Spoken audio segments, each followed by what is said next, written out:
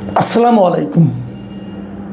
প্রিয় দর্শক, জাতীয় সংসদের অধিবেশনগুলোতে ইদানিং যদি আপনারা খেয়াল করেন, দেখবেন একটা গুরুত্বপূর্ণ বিষয় যেটা নিয়ে সবাই বেশিরভাগ সময় আলোচনা করে থাকেন, সেটা হলো গণভোট, সেটা হলো সংবিধান সংস্কার পরিষদ, সেটা হলো যে কিভাবে জুলাই সনদ বাস্তবায়ন হবে।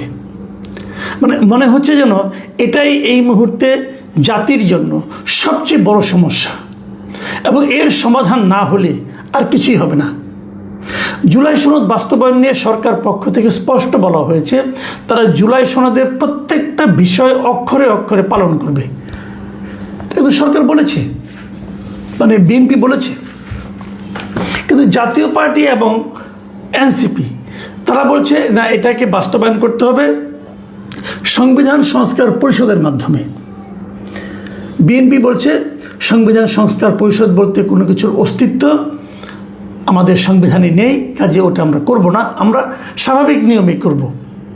দেখুন, অনেকগুলি কিন্তু প্রশ্ন আছে, কিন্তু প্রশ্নটা হলো যে কীভাবে করা হবে, কিভাবে জুলাই সনদের প্রস্তাবগুলোকে বাস্তবায়ন করা হবে, এটাই হয়ে দাঁড়িয়েছে এখন মূল সমস্যা। জুলাই সনদের প্রস্তাবগুলো বাস্তবায়ন করা হবে কি হবে না সেটা নিয়ে কিন্তু আলোচনা না, আলোচনা হচ্ছে কিভাবে করা হবে। বিষয়টা হলো এরকম, যদি উদাহরণ দিয়ে বলি যে ভাত রান্না করা হবে, তাই না? ভাতটা কেমন হবে, ভাতটা কখন পাবো, এটা নিয়ে আলোচনা হচ্ছে না। আলোচনা হচ্ছে ভাতটা কি গ্যাসের চুলায় রান্না করা হবে, নাকি কেরোসিনের স্টোভে রান্না করা হবে, নাকি খড়ির চুলায় রান্না করা হবে।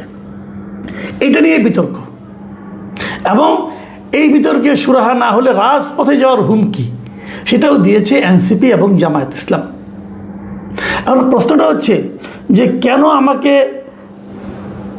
আপনার এই সংবিধান সংস্কার পরিষদ করতে হবে, কেন করতে হবে, কেন এভাবেই করতে হবে?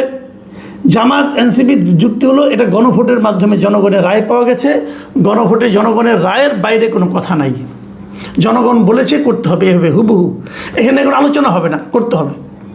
আচ্ছা, একটা বেসিক পয়েন্ট নিয়ে আলোচনা করে আমি আমার বক্তব্যটা শেষ করি, আমি ছোটো করেই করবো, অত পয়েন্টে যাব না আমি। প্রথমত প্রশ্ন হলো, ভাই গণভোটটা কে করেছে? সরকার করেছে। কোন সরকার? অন্তর্বর্তীকালীন সরকার। Very good.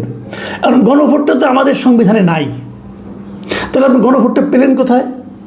বলা হলো হ্যাঁ, গণভোটের জন্য একটা অধ্যাদেশ করা হয়েছে, সেটা হলো গণভোট অধ্যাদেশ 2025। এটা হলো গিয়ে এই সরকার যতগুলো অধ্যাদেশ করেছে 2025 সালের, তার মধ্যে 67 নম্বর অধ্যাদেশ হলো এটা 25শে নভেম্বর 2025 সালে এটাকে অধ্যাদেশটা করা হয়েছে। এই অধ্যাদেশে বলা হয়েছে, আমি আপনাদেরকে দেখাচ্ছি, আপনারা দেখে নিন।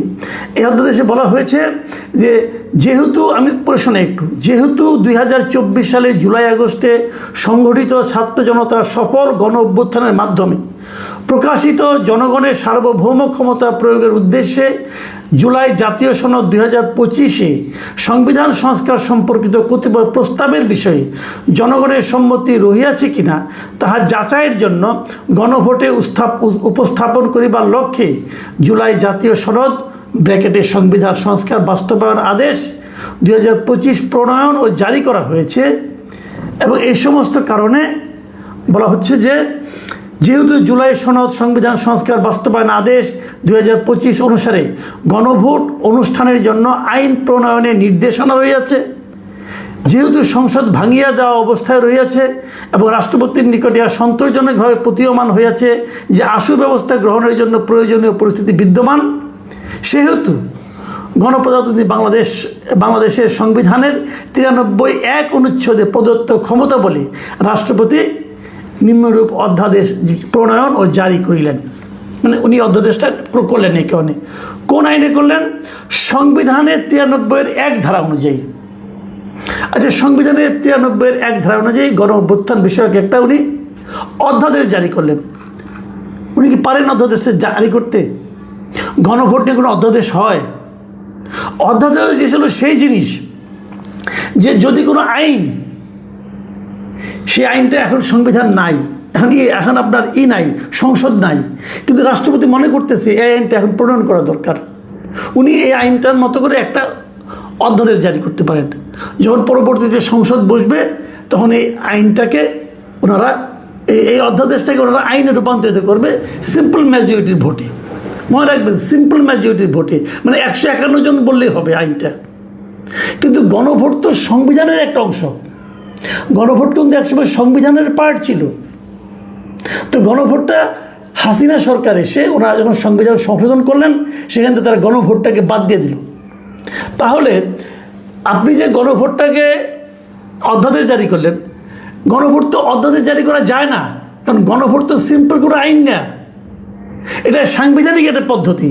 এটা করতে হলে জাতীয় সংসদের 2/3 লোকের সাপোর্ট লাগবে। যেটা করতে সংবিধান সংস্কার করতে হবে, সেই জিনিসটা তো রাষ্ট্রপতি অধ্যাদেশ জারি করতে পারেন না, সিম্পলি পারেন না। অধ্যাদেশের নিয়মটাই হলো এটা। দেখেন অধ্যাদেশ কীভাবে অধ্যাদেশ হয় সেটা আপনাদের আমি পড়ে শোনাই। ওই যে 93-1 বলছে না, 93 একটা আপনি শুনেন। সেটা হলো কোনো সময়ে রাষ্ট্রপতির নিকট আশু ব্যবস্থা গ্রহণের জন্য প্রয়োজনীয় পরিস্থিতি বিদ্যমান রহিয়াছে বলিয়া সন্তোষজনকভাবে প্রতীয়মান হইলে তিনি উক্ত পরিস্থিতিতে যেরূপ প্রয়োজনীয় বলে মনে করিবেন সেইরূপ অধ্যাদেশ প্রণয়ন ও জারি করিতে পারিবেন, এবং জারি হইবার সময় হইতে অনুরূপভাবে প্রণীত অধ্যাদেশ সংসদের আইনের ন্যায় ক্ষমতা সম্পন্ন হইবে। কিসের ন্যায় হবে? সংসদের আইনের ন্যায়, সংবিধানের ন্যায় না, কিন্তু সংসদের আইনের ন্যায়। মানে সংসদ যখন যেভাবে আইন প্রণয়ন করে সিম্পল মেজরিটি দিয়ে, সেরকমভাবে যে সমস্ত আইন করা যায়, সেই আইনের মতো একটা কিছু উনি সংবিধানে উনি অধ্যাদেশ জারি করতে পারবেন, অন্যগুলি পারবেন না। কেন পারবেন না সেটা আপনাকে বলি, এরপরে আসি যে তবে শর্ত থাকে যে এই দফার অধীন কোনো অধ্যাদেশে এমন বিধান করা যাইবে না, কোনগুলো যাইবে না? যাহা এই সংবিধানের অধীন সংসদের আইন দ্বারা আইনসঙ্গতভাবে করা যায় না। মাথায় রাখবেন, যেগুলো সংসদের আইন দ্বারা করা যায় না সেগুলো অধ্যাদেশেও করা যাবে না। তো আপনি কি সংসদের সিম্পল মেজরিটি দিয়া, সিঙ্গেল মেজরিটি দিয়া আপনি গণভোট করতে পারবেন? যারা আইন সম্পর্কে যারা মিনিমাম বুঝেন তারাও জানেন এটা আপনার আইন দ্বারা গণভোট কোনো আইন না, এটা এমন একটা পদ্ধতি যেটা সংবিধানের সংশোধনের দরকার হবে এটা করতে গেলে।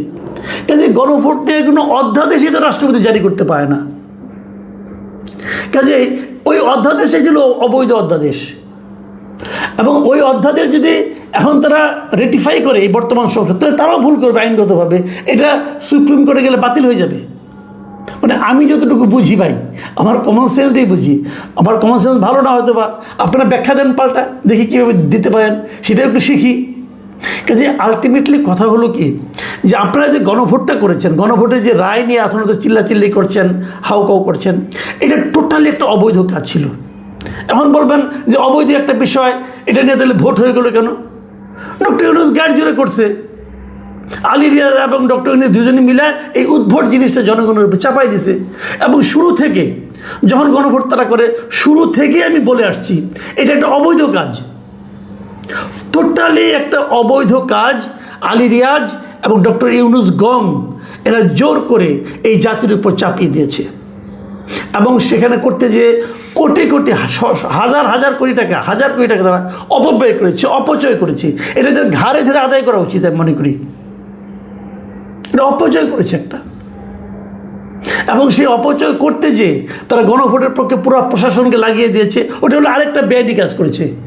এবং প্রত্যেকটা প্রশাসনের ব্যক্তি যারা সঙ্গে জড়িত ছিল ওদের শাস্তি হওয়া উচিত। এটা কেউ বলতেছে না এখন, আমি তখনও বলেছি যে শাস্তি হওয়া উচিত, এই সব ডিসিদের শাস্তি হওয়া উচিত, মিনিমাম 1 বছরের জেল হওয়া উচিত।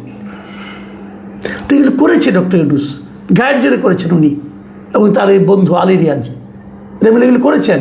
এই জাতিকে কাজ করা দেখাই গেছেন একটা। এখন ওইটার